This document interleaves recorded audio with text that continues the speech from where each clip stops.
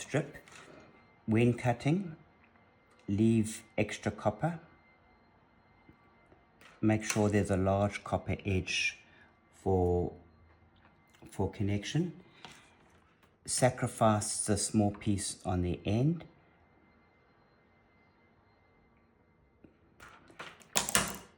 So that piece we throw away because it's got, the edges are too small. So the next edge will be ready for the connection. So on the first edge, we take the part we cut,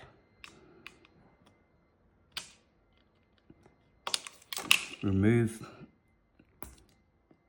two-sided tape from the back for the connector to connect.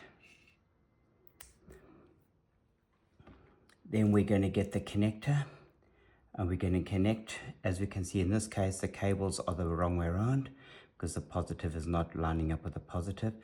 So we have to remove these and reverse them. What I'm going to do is add a longer piece of cable, which will prevent doing a connection earlier. The strip light goes into the end and it goes all the way into the end. Then the cabling, the positive must go in the top hole for the, and it must push all the way in. In this case, we're doing a CCT strip, which has 3 wires. We have cool white and warm white. The cool white cable will go all the way in, and the warm white cable will line up. All 3 cables go all the way into the end. Positive, cool white, warm white. Then we get our pliers and we make sure that all the pins are pushed in securely. So that's flat and that's ready to go.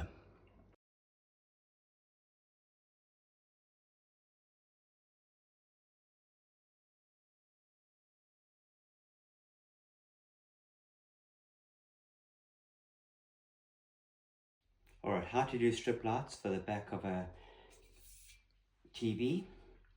We've got an aluminium channel which is 10 millimeters wide. With tape it comes to about 11 millimeters. We put 2-side tape on the one edge.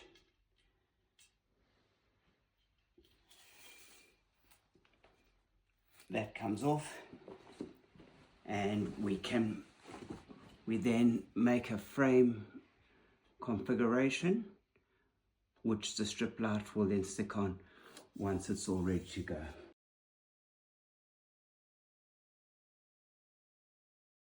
Alright, we stick the strip light onto the aluminium heatsink all the way around.